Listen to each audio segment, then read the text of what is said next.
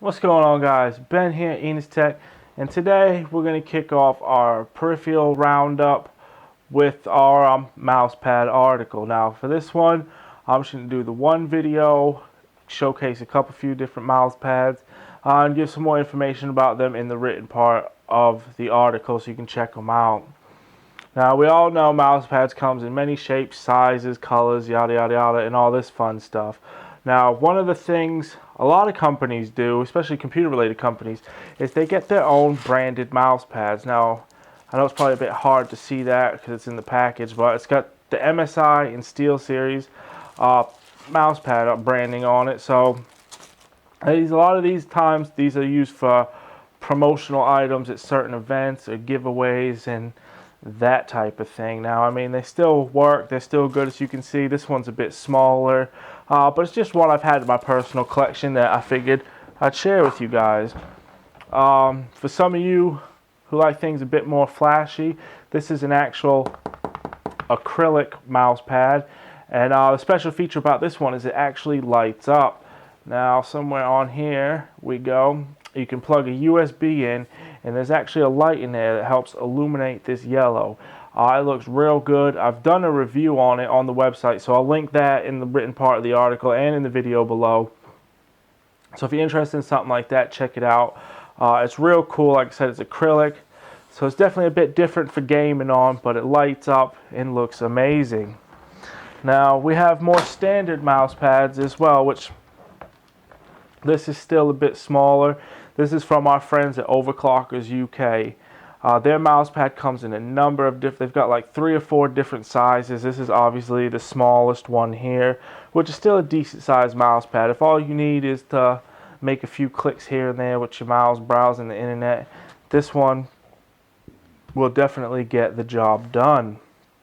Again, mouse pads, that's hard to say. There's not really a lot. They all kind of have like the same surface, as you can see here. As you'll also notice, a lot of them come in black.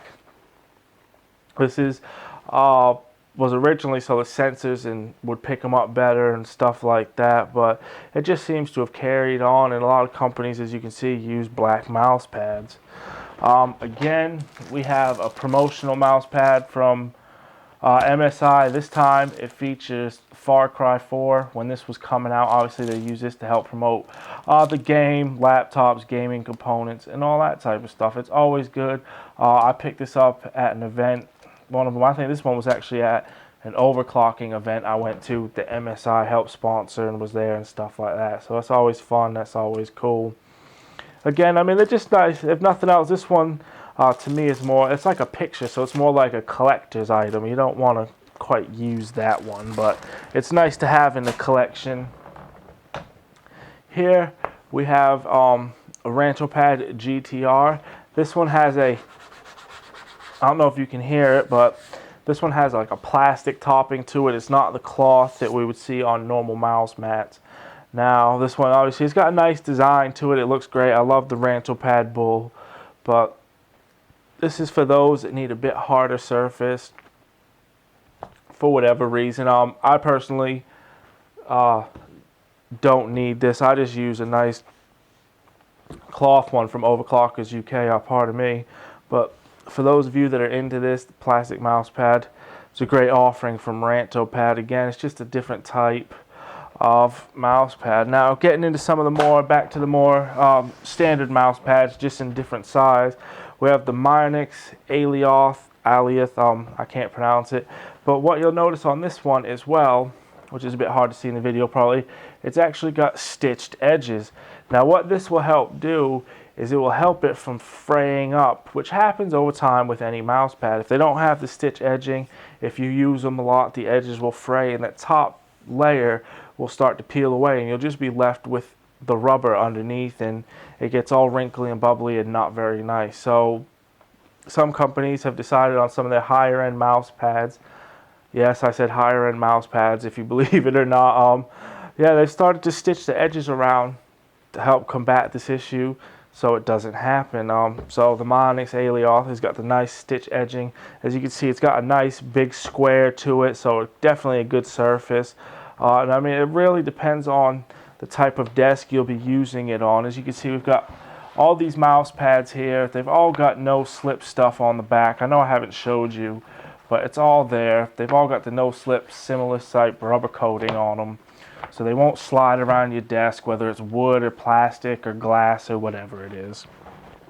Hyperx, we know they've been getting into the gaming scene for a while now. Their cloud headsets are some of the best out there, especially for FPS gamers. But they've also done a mouse pad. Again, it's a nice big square one. It's got the black on it, little logo in the bottom, nothing overdone. It doesn't have the stitch edging, but it will still last you a good while. It's not like it's going to start fraying on day one, so you shouldn't really let that turn you off or anything. Like it's still great. Nice big mouse pad. As you can see, it's got, it's kind of hard to describe. It's not hard per se, but it's a bit stiffer, a bit harder than some of the other softer mouse pads. But again, it's still very nice. And again, the size is all subjective. Now we're starting to get into my size mouse pads, where they start to cover the desk. This is the CM Storm's recent Swift RX. As you will see, this is what they start calling them, a desk pad. It's designed to cover most of your desk. It's designed to be able to put your keyboard and your mouse and still have enough decent sized area for your mouse to move on. We'll see the Cooler Master CM Storm branding up here. Obviously Swift RX over here, so it's not too much overdone. Most of the mouse pad is blank, so you don't have to worry about that. Tracking should be smooth and fluent on it. And Cooler Master have gone with that stitch edging as well on this to help stop the fraying and hopefully make your mouse pad last you a bit longer. Now again, very grippy non-stick rubber on the underside. Up now, we have another one from Roundup pad. This time it's a bit more funky, it's a bit more fun, depending on what you want to do. Obviously you can see this one has a nice scene on it.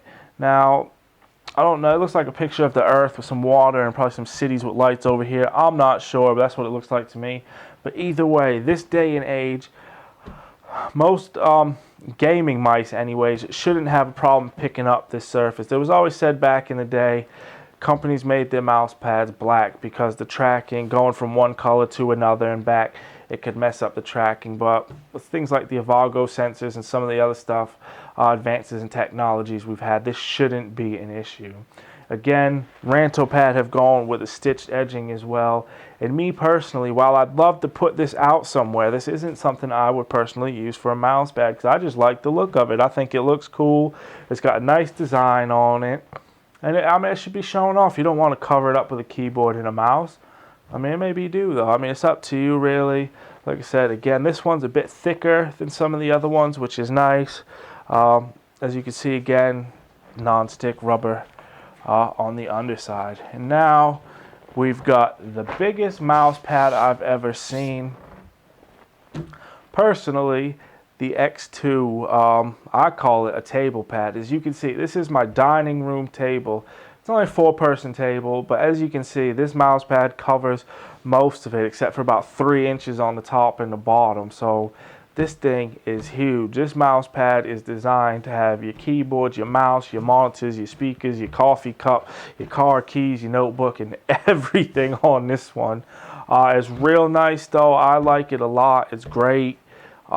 Decent mouse pad. Again, I haven't personally used it because my desk, as you may be able to see behind me, is quite small, so I don't need anything quite this big, but I've been keeping it in the stash just in case something comes up.